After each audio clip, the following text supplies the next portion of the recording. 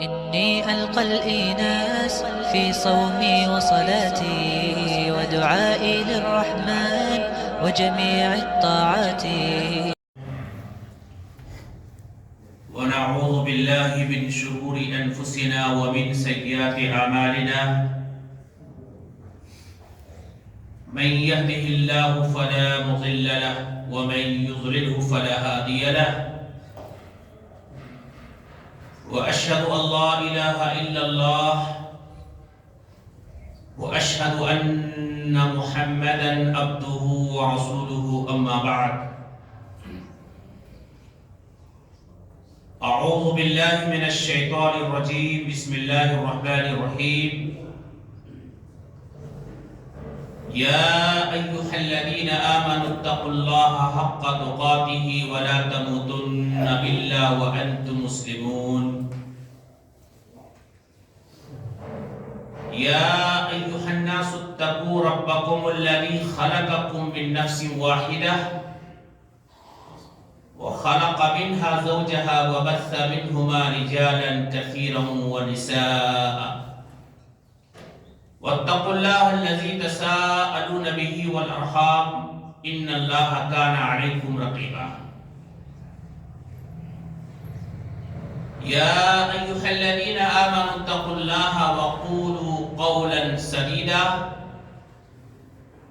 يصلح لكم أعمالكم ويغفر لكم ذنوبكم ومن يطع الله ورسوله فقد فاز فوزا عظيما. فإن أصدق الحديث كتاب الله وخير الهدي هدي محمد صلى الله عليه وسلم وشر الأمور محدثاتها وكل محدثة بدعة وكل بدعة ضلالة وكل ضلالة في النار.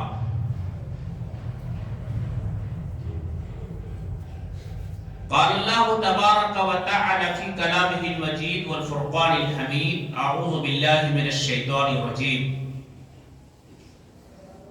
إنا أرسلناك شاهدا ومبشرا ونذيرا لتؤمنوا بالله ورسوله وتعزروه وتوقروه وتسبحوه بكرة وأصيلا. تمام قسم کی تعریف، توصیف، بڑائی، بزرگی اللہ وحدہ لا شریک کے لیے بیان کرنا لائق اور سزاوار ہے، جو رب العالمین پوری دنیا کا اکیلا خالق و مالک اور پالنہار ہے، جس اللہ رب العالمین کے ہم آپ پر بے شمار انعام و اکرام ہیں، اور سب سے بڑی نعمت کہ اللہ تعالیٰ نے ہم تمام لوگوں کو دین اسلام کی توفیق دی۔ بعدہ درود و سلام نازل ہو اللہ رب العالمین کے بھیجے ہوئے تمام نبیوں اور رسولوں پر، بالخصوص آخری نبی جناب محمد رسول اللہ صلی اللہ علیہ وسلم پر، جنہیں اللہ تعالیٰ نے دنیا کے اندر آخری نبی اور رسول بنا کر کے مبعوث فرمایا، جن پر اللہ تعالیٰ نے دین اسلام کی شکل میں اپنی نعمت کو پورا کیا، جن پر اللہ تعالیٰ نے پوری انسانیت کے لیے قیامت تک آنے والے لوگوں کے لیے ہدایت کا سرچشمہ قرآن مجید جیسی کتاب کو نازل فرمایا۔ سامعین اعظام، ہم آپ ملک کے حالات کو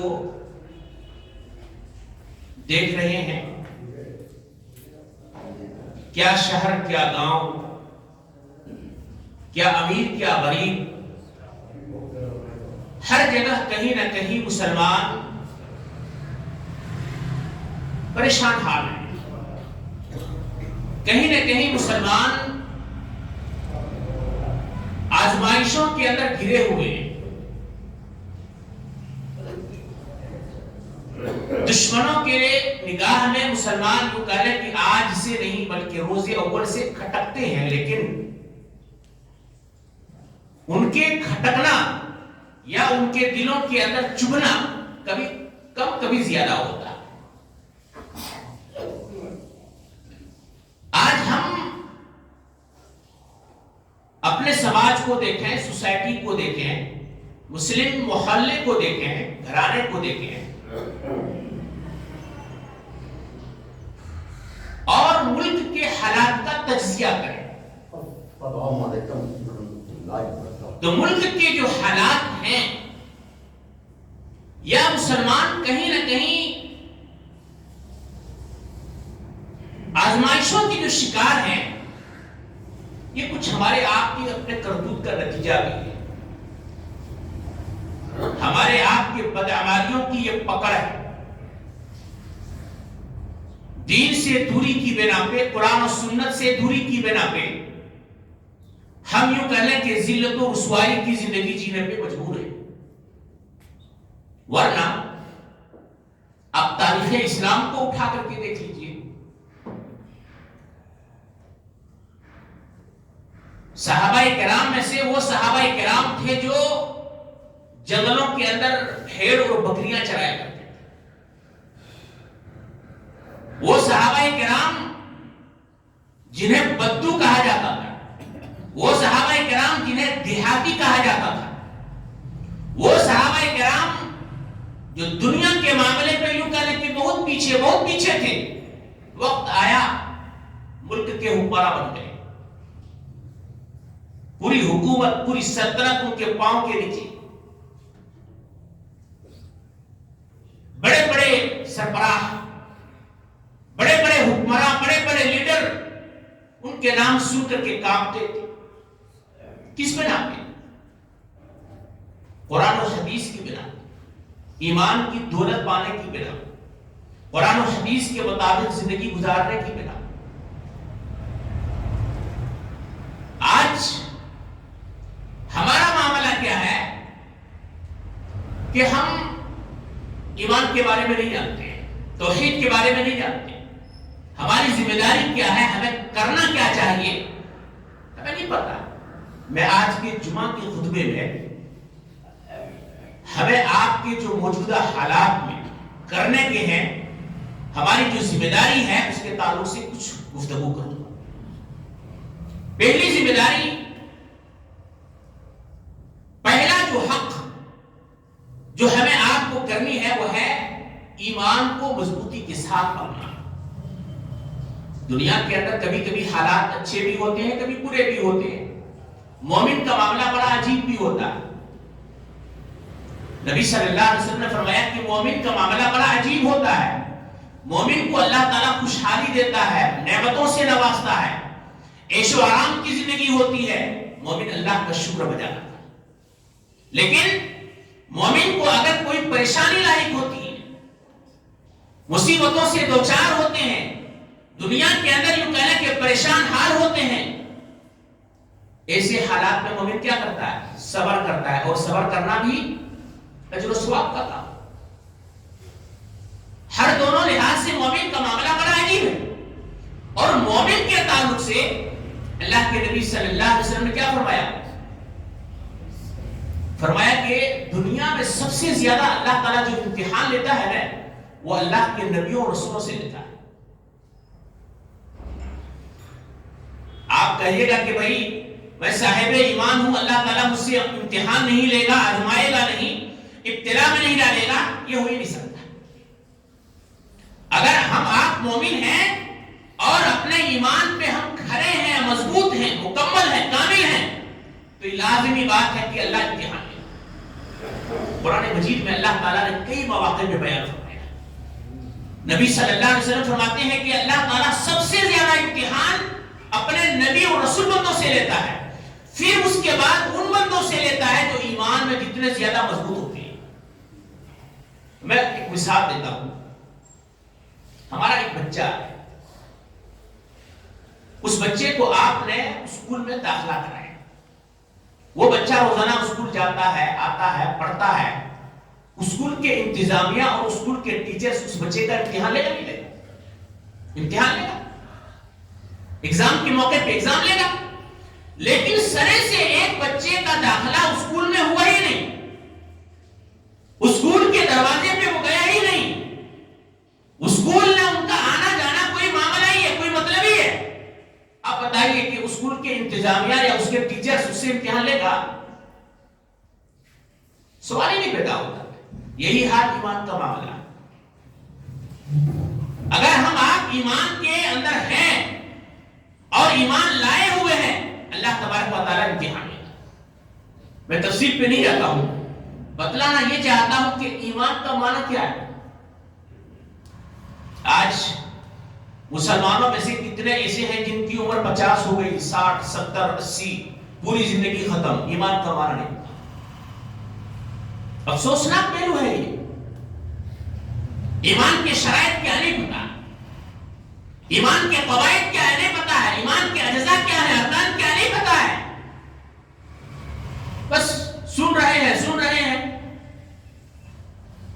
پہلی جو بنیادی چیز ہے وہ ایمان کو مضبوطی سے تھامنا ہے, ایمان لانا ہے. اور بغیر ایمان لائے ہوئے کوئی عمل اللہ کے یہاں قابل قبول نہیں. آپ کے اندر ایمان نہیں ہے, آپ لاکھ نماز پڑھیں اللہ کے یہاں قبول, لاکھ روزہ رکھیں اللہ کے یہاں قبول لیں, آپ صدقات و خیرات کے پہاڑ جیسے اللہ کے راہ میں خرچ کریں اللہ کے یہاں قبول لیں. ایمان شرط ہے. اور ہمیں آپ کو جاننا ہے, معلوم کرنا ہے کہ ایمان کے معنی کیا ہے, ایمان کے مطلب کیا ہے, اور ایمان کس چیز کا نام ہے.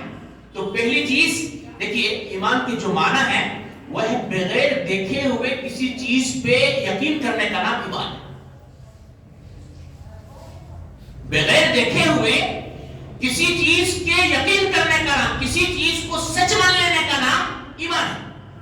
مثلا آپ اللہ تعالیٰ پہ ایمان لائے ہوئے, کس نے اللہ تعالیٰ کو دیکھا, کسی نے اللہ تعالیٰ کو نہیں دیکھا, لیکن یقین ہے, کامل یقین ہے, اپنے آپ کے وجود سے زیادہ اللہ تعالیٰ کے یقین, ایک ہونے کے یقین ہے.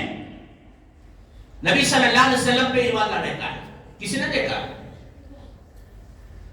آپ کہیں کہ صحابہ کرام نے دیکھا. صحابہ کرام نے اللہ تعالیٰ نے جب نبی صلی اللہ علیہ وسلم کو نبی بنا رہا تھا تب دیکھے تھے کیا؟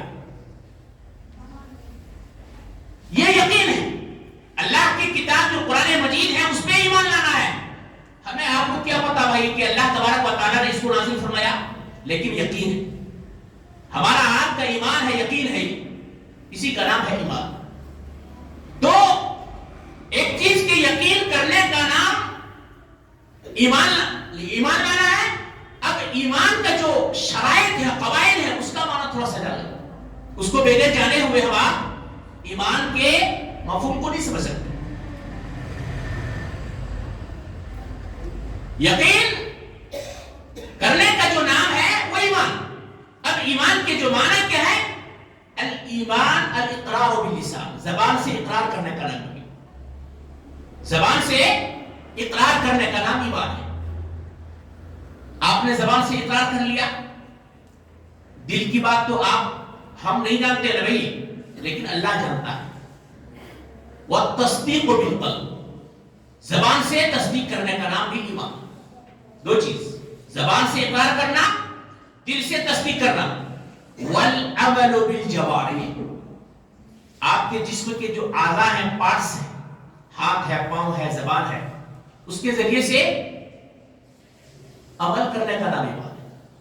تین چیز, یہ تینوں چیزوں میں غیر کیے ہوئے, یعنی زبان سے اقرار کرنا, دل سے تصدیق کرنا, اور جو چیز پہ آپ ایمان لا رہے ہیں, یعنی اللہ تعالیٰ پہ ایمان لا رہے ہیں, اللہ کے رسولوں پہ ایمان لا رہے ہیں, اللہ کے کتابوں پہ ایمان لا رہے ہیں, تقدیر پہ ایمان لا رہے ہیں, فرشتوں پہ ایمان لا رہے ہیں, قیامت کے دن پہ ایمان لا رہے ہیں, ان چیزوں پہ آپ کو عمل کرنا. بغیر ایمان لائے ہوئے اللہ کے یہاں کوئی عمل قبول نہیں. اگر آپ کے دل یقین نہیں کر رہا, اللہ کو معلوم, آپ اگر اپنے اعضاء سے, ہاتھ پاؤں سے اگر قرآن اور اللہ کی بات پہ یقین نہیں, عمل نہیں کر رہے ہیں, اللہ دیکھ رہا. آپ اپنے ایمان پہ گویا کہ کھڑے نہیں ہیں, کھوٹے نہیں, اپنے ایمان پہ پکے نہیں آپ. یہاں ایک اور بات بتلانی ہے کہ دیکھیے, آج ہمارے یہاں بہت سے لوگ نیکی کرنے والے ہوتے ہیں, لیکن ایمان کا معاملہ کیا ہوتا ہے, کبھی کبھی گڑبڑ ہو جاتا ہے. ہمارا ایمان صبح میں کچھ ہوتا ہے, شام میں کبھی کچھ ہوتا ہے. ویسے ایمان کمی اور بیشی کا ہوتا ہے. الایمان یزید و ینقص. امام بخاری رحمہ اللہ نے باقاعدہ ایک باب پڑھا, الایمان یزید و ینقص. ایمان گھٹتا بھی ہے بڑھتا بھی. تو گھٹتا کب ہے؟ بندہ جب گناہ کرتا ہے تو گھٹ جاتا ہے, نیکی کے کام کرتا ہے تو ہمارے ایمان بڑھ جاتا ہے. لیکن معاملہ کیا ہے؟ ایمان کا معیار ایک, غور کیجئے گا, ایمان کا معیار ایک ہے, دو نہیں ہے, تین نہیں ہے. ایمان کے جو اصول ہیں, ضوابط ہیں, جن چیزوں پہ ایمان لانا ہے وہ صرف ایک ہے. وہ کیا ہے جانتے ہیں؟ صحابہ کرام رضی اللہ تعالی علیہم اجمعین کا بیان. صحابہ کرام نے جیسا ایمان لایا ہے ہمیں آپ کو ویسا ایمان لانا. ابو بکر صدیق کے جیسا ایمان, حضرت عمر کے جیسا ایمان, حضرت عثمان بن عفان کے جیسا ایمان, حضرت علی بن ابی طالب کے جیسا ایمان, حضرت بلال حبشی کے جیسا ایمان. صبح بدل جائے شام بدل جائے ایسا ایمان نہیں. ایک چیز, اگر ہمارا ایمان مضبوط ہے, پہاڑ جیسا ہے, دنیا کی کوئی ہستی کوئی طاقت ہمیں آپ کو پچھاڑ نہیں سکتا ہے. دوسرا جو عمل, یہاں ذرا تھوڑا سا کٹھن بات, دوسری جو ذمہ داری ہم مسلمانوں کے آج کے ماحول میں جو کرنے کے ہیں, ویسے تو ہر زمانے میں کرنا ہے, وہ کیا جانتے ہیں؟ اللہ تعالیٰ اور نبی صلی اللہ علیہ وسلم کی اتباع کرنا ہے, پیروی کرنا ہے. اور یہی چیز مسلمانوں سے تو ہوتا ہے. شادی ہم اپنے مرضی سے کریں گے, لین دین اپنے مرضی سے کریں گے, کاروبار اپنی مرضی سے کریں گے, دنیا کے سارے معاملات اپنے مرضی سے کریں گے. یہ قرآن حدیث کس چڑیے کا نام ہے؟ ہم مسلمان ہیں, اللہ اس کے رسول پہ ایمان ہمارا ہے. یہ قرآن و حدیث کس لیے ہے؟ اور آج ہمارے سماج میں, سوسائٹی میں, مسلمانوں کے یہاں جو بگاڑ ہے, جو فساد ہے, اس کا جڑ یہی ہے. ورنہ میرا سوال ہے کہ نبی صلی اللہ علیہ وسلم نبی بن کر کے آئے, صحابہ کرام نے نبی صلی اللہ علیہ وسلم پہ ایمان لایا, قرآن و سنت پہ عمل کیا. نبی صلی اللہ علیہ وسلم مکہ میں کتنے سال تھے؟ 13 سال. مکہ میں نبی بننے کے بعد 13 سال. ہجرت کر کے مکہ سے نبی صلی اللہ علیہ وسلم کہاں گئے؟ مدینہ گئے. مدینہ کے اندر اللہ کے نبی صلی اللہ علیہ وسلم کتنے سال تھے؟ 10 سال. کتنے ہوئے؟ 13 اور 10 ملا کر کے 20 پر 3 سال, 23 سال. آپ بتائیں کہ مکہ کے لوگ مسلمان ہوئے تھے نہیں ہوئے تھے؟ مسلمان ہو گئے. مدینہ کے لوگ مسلمان ہو گئے تھے. مکہ اور مدینہ کے قرب و جوار میں جتنے قبیلے, جتنی بستیاں تھی, سارے کے سارے مسلمان ہو گئے. اور اسلام ملک شام چلا گیا ہے, ملک عراق چلا گیا ہے, ملک ایران چلا گیا ہے. اسلام ایک ملک سے دوسرے ملک چلا گیا ہے. کتنے سال میں؟ 20 پر 3 سال میں. اور اللہ تعالیٰ نے حجۃ الوداع کے موقع پہ کیا فرمایا؟ کہا کہ اليوم اکملت لکم دینکم واتممت علیکم نعمتی ورضیت لکم الاسلام دینا. اے نبی صلی اللہ علیہ وسلم, آج کے دن اسلام مکمل ہو گیا,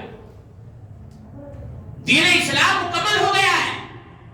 آپ بتائیے کہ 23 سال میں اسلام مکمل ہو گیا ہے.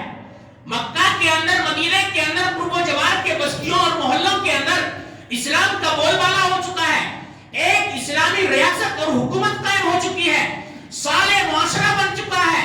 چوری کرنے والوں نے چوریاں چھوڑ دی, زنا کرنے والوں نے زنا چھوڑ دیا, شراب پینے والوں نے شراب چھوڑ دی, سودی کاروبار کرنے والوں نے سودی کاروبار چھوڑ دی. سارے کے سارے گناہ یوں کریں کہ اسلامی ریاست میں ختم. ہم آپ کتنے سال سے مسلمان ہیں؟ غور کیجئے. ہم آپ جو مسلمان ہیں 50 سال, 60 سال, 70 سال, پوری زندگی ہمارا باپ دادا بھی مسلمان, ہمارے گھروں کے اندر وہی بے راہ روی کا شکار. ہم دین سے ویسے ہی دور ہیں.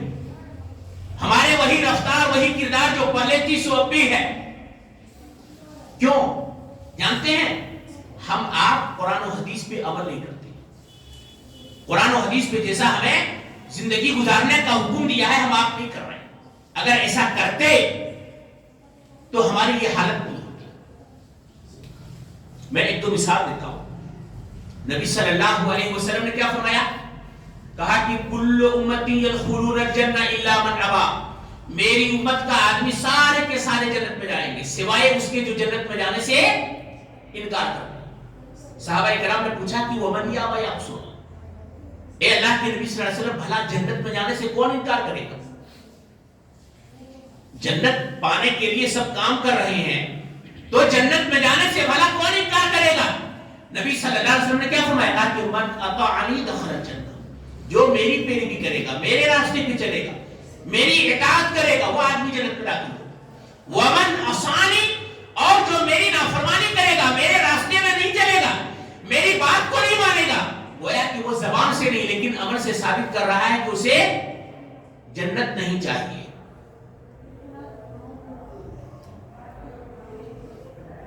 ہمارا آپ کا معاملہ کیا جانتے ہیں؟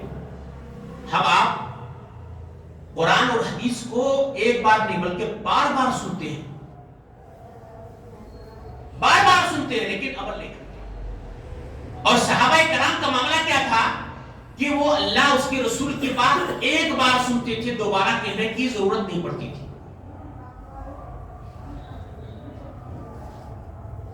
کوئی قیل و قال نہیں کرتے تھے، کوئی بہانہ نہیں کرتے تھے. وہ میں اس کی دسیوں مثالیں دے سکتا ہوں لیکن یہاں جمعہ کا خطبہ ہے، ایک دو باتیں بتاتا ہوں. آپ نبی صلی اللہ علیہ وسلم ہجرت کر کے مکہ سے مدینہ گئے. مدینے کے اندر اسلام کے شروع میں شراب پینا جائز تھا. لوگ اپنے گھروں کے اندر کھجور اور انگور سے شراب بناتے تھے، تیار کرتے تھے اور اسی کو پیتے تھے. اللہ تعالیٰ نے قرآن مجید کے اندر مرحلہ وار شراب کو حرام کیا.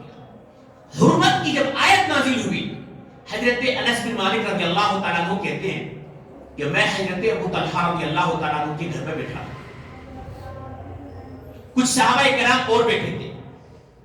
گلاس میں ڈال کر کے میں لوگوں کو شراب پلا رہا تھا. اتنے میں محلے کے اندر، گلی کے اندر ایک اعلان کرنے والا اعلان کرتا ہے کہ حرمت الخمر، شراب حرام کر دی گئی. اللہ تعالیٰ نے شراب پینے سے روک دیا ہے، منع کر دیا ہے. لوگوں نے کہا کہ انس دیکھو بھائی کیسی آواز ہے، باہر میں کون چیخ رہے، کیسی آواز ہے، کیسا اعلان ہے؟ حضرت انس کہتے ہیں کہ میں دیکھا نبی صلی اللہ علیہ وسلم کی منادی اعلان کر رہے ہیں کہ شراب حرام کر دی گئی. اندر آئے اور آ کر کے بیٹھے ہوئے لوگوں سے حضرت ابو طلحہ سے کہنے لگے حرمت الخمر، شراب حرام کر دی گئی، شراب حرام کر دی گئی. اتنا سننا تھا. حضرت ابو طلحہ اور جتنے بھی صحابی تھے سارے کے ساروں نے کیا کہا کہ احرق هذه الكلال یا انس، اے انس شراب کے یہ جو مٹکے ہیں، گھڑے ہیں، اٹھاؤ لے جا کر کے نالے پہ موہری پہ بہا. کل سے چھوڑیں گے، پرسوں سے چھوڑیں گے، آہستہ آہستہ چھوڑیں گے نہیں. کیا کہتے ہیں؟ احرق هذه الكلال، سارے کے سارے گھڑوں کو اٹھا کر کے پھینک دو بہا. فوراً صحابہ کرام نے توبہ کر دی. سارے کے سارے صحابہ کرام نے پینا چھوڑ دیا، بند کر دیا. مفسرین لکھتے ہیں اتنے بہائے گئے نالے کے اندر پانی کی جیسا، بارش کی جیسا پانی بنا، شراب آیا. یہ ایک مثال نہیں ہے، ایسے دسیوں مثالیں ہیں جو صحابہ کرام کو جب اللہ تعالیٰ نے، اللہ کے نبی صلی اللہ علیہ وسلم نے حکم دیا فوراً عمل کیا. آج ہمارا آپ کا معاملہ الٹا ہے. ہم سنتے ہیں، سن کر کے باہر نکلتے ہیں اور جا کر کے ہمیں وہی کرنا ہوتا ہے جو ہم پہلے سے کرتے چلے آ رہے ہیں. ہماری جو عادت بنی ہوئی ہے، سوچ بنا ہوا ہے. دیکھیے اسلام نے، قرآن اور سنت نے ہمیں آپ کی زندگی کے گزارنے کا ہر گوشہ، ہر موڑ، ہر چیز کو واضح کر دیا ہے، کھول کھول کے بتانا. تو ہمیں چاہیے کہ ہم اپنے اندر، اپنے گھروں کے اندر اور اپنے سماج اور سوسائٹی کے اندر قرآن و سنت کے اوپر عمل کرنے کا بول بالا پیدا کریں، قرآن و سنت میں عمل کا جذبہ پیدا کریں. ایک آخری بات میں بتلا کر کے اپنی بات کو سمیٹنے کی کوشش کرتا ہوں. ہمیں آپ کی جو آج کی زمانے میں ذمہ داری ہے، وہ سب سے بڑی ذمہ داری کیا جانتے ہیں؟ امر بالمعروف والنہی عن المنکر کی. یہ کام صرف علماء کی نہیں ہے. ہاں ان کے اوپر ذمہ داری زیادہ ہے، لیکن اگر آپ کسی کو برائی کرتے ہوئے دیکھ رہے ہیں، روکنے کی، منع کرنے کی ذمہ داری آپ کی ہے. اگر خیر کا کام نہیں ہو رہا ہے، کروانے کی، لوگوں کو ترغیب دینے کی ذمہ داری ہم سبوں کی ہے. قیامت کے دن کوئی بچ کر کے نکل نہیں پائے گا. اللہ تعالیٰ پوچھے گا، سوال کرے گا. بھئی ہم سب جانتے ہیں کہ دنیا کے اندر اب نبی آنے کا سلسلہ ختم ہو چکا ہے. نبی صلی اللہ علیہ وسلم فرماتے ہیں کہ لا نبی بعدی، میرے بعد اب کوئی نبی آنے والا نہیں ہے. میرے امت کے اندر امر بالمعروف و نہی عن المنکر کے کرنے کے کام سارے کے سارے لوگوں کی ذمہ داری ہے. کوئی وقت دے، کوئی اپنا علم دے، کوئی اپنا مال دے، کوئی اپنا کچھ قربان کرے، لیکن ہر حال میں کرے، تب جا کر کے ہم اپنے سماج اور سوسائٹی کے اندر برائیوں کو ختم کر سکتے ہیں. یا معاملہ کیا ہے؟ ہمارے گھر کے اندر برائیاں ہوتی ہیں، باپ خاموش بیٹھا ہوتا ہے، ماں خاموش بیٹھی ہوئی، ہمارے بچے بگاڑ کے راستے پہ جا رہی ہیں، ہم اصلاح اور تربیت کرنے کی ہمت نہیں جٹا پاتے ہیں. بھئی اگر صحابہ کرام رضی اللہ تعالیٰ علیہ مجمعین اور نبی صلی اللہ علیہ وسلم کا سوچ یہی ہوتا تو یہ اسلام ہم آپ تک نہیں پہنچتا. صحابہ کرام نے نبی صلی اللہ علیہ وسلم کے ساتھ مل کر کے اسلام کی، قرآن کی، سنت کی جو آبیاری کیے ہیں، جو خدمت کیے ہیں، دین اسلام کو جو ہم آپ تک پہنچائے ہیں، اگر ہم آپ اس کو غور و فکر کریں گے، دیکھیں گے، سیرت کا مطالعہ کریں گے، تو ہم 100 میں سے ایک حصہ بھی نہیں عمل کر سکتے. میں 2 مثالیں دیتا ہوں. جنگ بدر کا موقع ہے.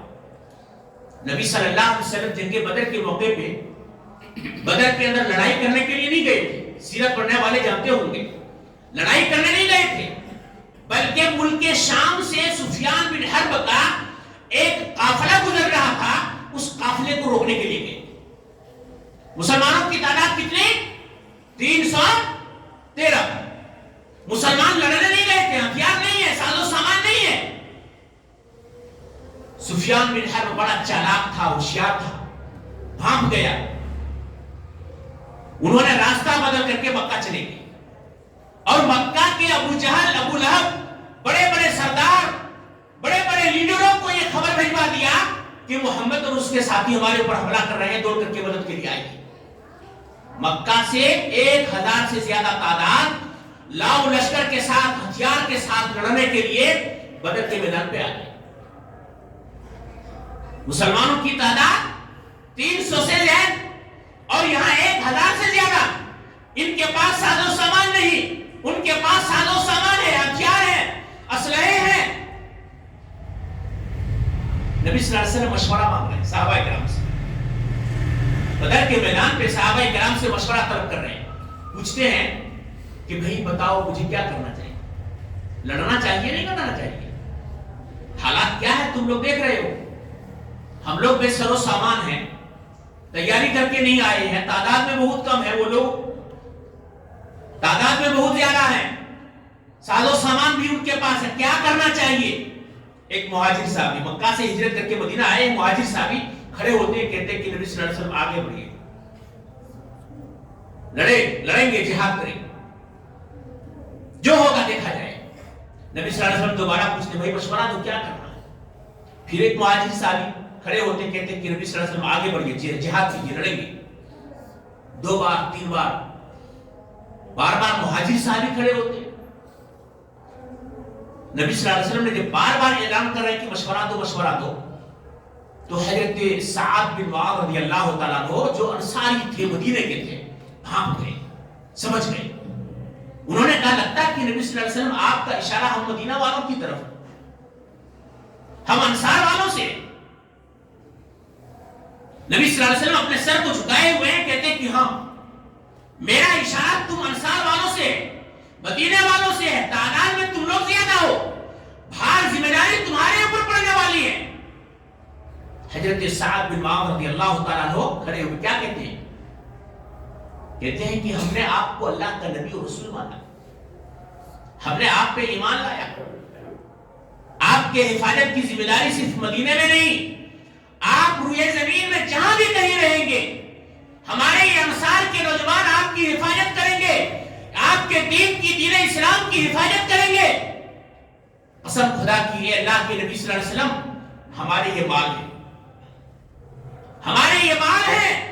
انصار کے مال کو جو آپ کو اچھا لگے، جو آپ کو مال محبوب ہو، پسند ہو، اٹھا لیجئے، لے لیجئے، ہمیں ذرہ بھی تکلیف نہیں ہوگی بلکہ خوشی ہوگی، اور ہم سوچیں گے کہ جو مال اچھا تھا آپ نے لے لیا، جو مال خراب تھا آپ نے اسے چھوڑ دیا۔ اے اللہ کے نبی صلی اللہ علیہ وسلم، یہ انصار کے نوجوان ہیں، یہ مدینے کے نوجوان ہیں، آپ ان نوجوانوں کو لڑنے کے لیے کہیے، جہاد کے لیے کہیے، حکم دیجئے، سمندر پہ کود جائیں گے، ایک بار نہیں پوچھیں گے کہ آپ نے کودنے کا حکم کیوں دیا۔ اللہ اکبر۔ نبی صلی اللہ علیہ وسلم کا چہرہ کھل اٹھا، مسکرانے لگے۔ آپ نے کہا چلو بسم اللہ کرتے ہیں۔ جنگ بدر کی لڑائی ہوئی تھی نہیں ہوئی تھی؟ جنگ بدر کی لڑائی ہوئی، مسلمانوں کی تعداد 313، کفار کی تعداد ہزاروں کی تعداد میں۔ اللہ تعالیٰ نے وہ کامیابی دی کہ جنگ بدر جیسے کوئی بدر لڑائی ہوئی نہیں۔ 70 بڑے بڑے سردار، مکہ کے بڑے بڑے روسا، بڑے بڑے لیڈر، بڑے بڑے کمانڈروں کو بدر کے کنویں کے اندر جا کر کے ان صحابہ کرام نے قتل کر کے ڈال دیا تھا۔ اتنے بڑے بڑے بچے، 12 13 14 سال کے بچے، ابو جہل جیسے بڑے بڑے اسلام دشمن کو گھوڑے سے کھینچ کر کے اتارتے ہیں، ان کے سر پہ سر قلم کر دیتے ہیں۔ کون ہے یہ انصار کے نوجوان، ایمان کی غیرت دیکھیے آپ، اللہ کی مدد کیسے شامل حال۔ آج ہمارے بچوں کا کیا، 1 بجے رات 2 بجے رات چوک میں دیکھیے ہمارے بچے، چوراہے میں دیکھیے ہمارے بچے، چائے کی دکان پہ دیکھیے ہمارے بچے، پارکوں پہ دیکھیے ہمارے بچے۔ ایک وقت تھا، ہے نا، ایک وقت تھا، اگر کوئی امانتدار گزرتا کہتا کہ مسلمان ہے، اگر کوئی دیندار گزرتا مسلمان ہے، اگر اخلاق مند گزرتا مسلمان ہے، اگر ہر غلط کام سے دور ہے تو مسلمان ہے۔ آج الٹا ہو گیا ہمارا آپ کا معاملہ۔ بھئی دین اس کو نہیں کہتے، دین اس کو نہیں کہتے۔ دین پہ عمل کرنے کے لیے، دین کی قربانی دینے کے لیے ہمیں بہت سی چیزوں کو کرنا پڑے۔ ایک آخری حدیث میں بتا کر کے اپنی بات کو ختم کرتا ہوں۔ صحابہ کرام کی قربانیاں تو بے شمار ہیں۔ دین اسلام کے دعوت کے کام، قرآن و سنت کو پڑھانے سیکھنے کے کام کے تعلق سے کہ نبی صلی اللہ علیہ وسلم کے پاس کچھ لوگ آئے اور لوگوں نے کیا کہا کہ نبی صلی اللہ علیہ وسلم ہمارے گاؤں میں، ہمارے قبیلے میں اسلام کا چرچا ہے، لوگ قرآن اور سنت کو سیکھنا چاہتے ہیں، آپ کچھ صحابہ کرام کو بھیج دیجیے، ہمارے یہاں قرآن و سنت پڑھائیں گے، سکھائیں گے۔ نبی اکرم صلی اللہ علیہ وسلم نے بھیج دیا۔ کتنے صحابہ کرام کو بھیج دیا؟ 70 صحابہ کرام کو بھیج دیا۔ ایک دو نہیں، کتنے؟ 70 صحابہ کرام نے آپ کو مدینے سے قرآن و سنت سکھانے کے لیے بھیج دیا۔ یہ 70 صحابہ کرام کوئی معمولی نہیں تھے، یہ 70 صحابہ کرام عالم ہیں، حافظ ہیں، قاری ہیں۔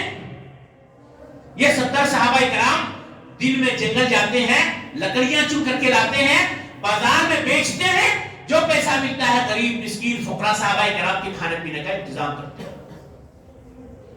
یہ 70 صحابہ کرام مسجد نبوی کے اندر رات میں قرآن سیکھتے ہیں، رات میں قرآن سکھاتے ہیں، مسجد نبوی کی صفائی کرتے ہیں، پانی بھرتے ہیں۔ کہاں جا رہے ہیں؟ قرآن سکھانے کے لیے، اسلام کی دعوت دینے کے لیے۔ لے جانے والے لوگوں نے کیا کیا؟ دھوکے سے لے جا کر کے 70 صحابہ کرام کو قتل کرنا شروع کر دیا۔ ایک سنسان جگہ پہ لے جا کر کے، ایک انجان جگہ میں لے جا کر کے پلاننگ کے تحت مارنا شروع کر دیا، قتل کرنا شروع کر دیا۔ کتنے؟